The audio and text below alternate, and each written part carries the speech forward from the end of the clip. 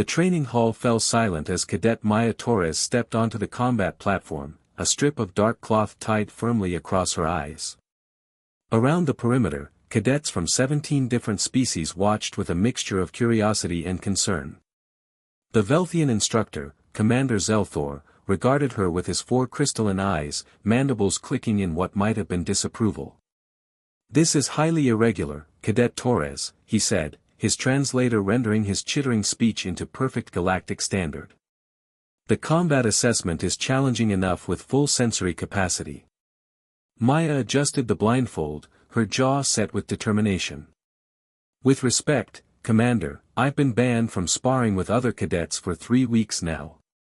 I need to prove I can control myself. It had been an unfortunate incident.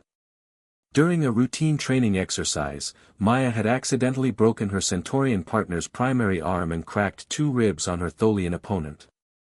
The medical bay had handled the injuries easily enough, but the Academy board had been less forgiving. Humans, or Deathworlders, as they were called by the galactic community, were known for their excessive durability and strength.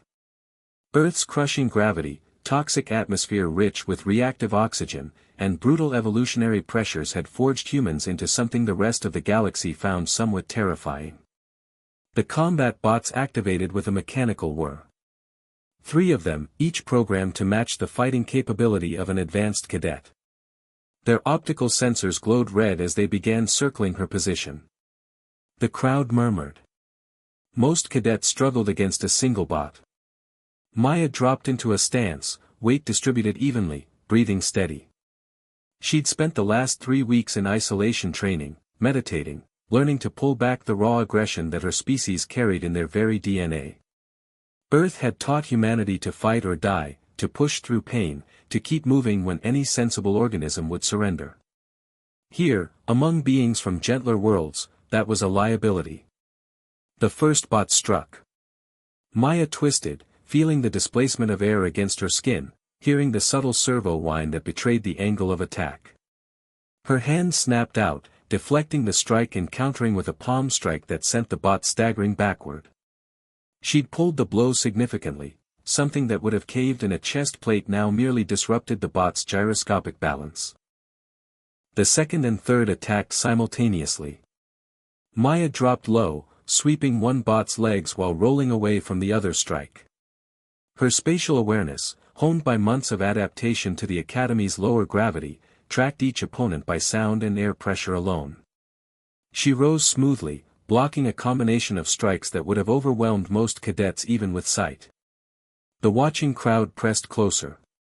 Even Commander Zelthor's mandibles had stopped clicking, frozen in what she'd learned to recognize as surprise. Maya moved like water, each motion economical and precise. She redirected force rather than matching it, used the bot's momentum against them, and struck only at non-critical systems. This wasn't about domination, it was about demonstrating control. Every punch was measured, every kick calibrated to disable without destroying. 5 minutes into the assessment, 2 bots lay sparking on the mat. The third attempted a desperate grapple. Maya caught its arm, pivoted, and gently, so gently, placed it in a lock that immobilized every joint without damaging a single servo.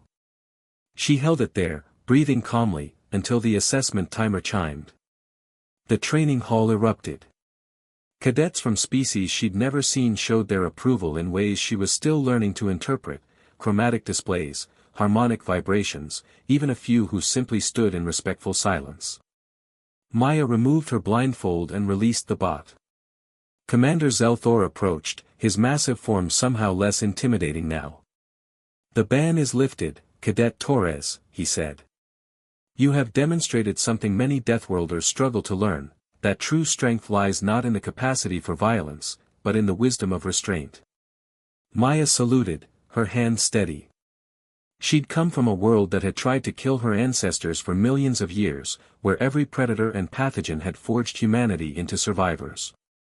But here, light years from home, she'd learned the hardest lesson Earth never taught: sometimes the greatest victory was knowing when not to fight at all. The other cadets began approaching, cautiously at first, then with growing enthusiasm. Perhaps, Maya thought, the galaxy was ready to see Deathworlders as something more than just monsters from a harsh world.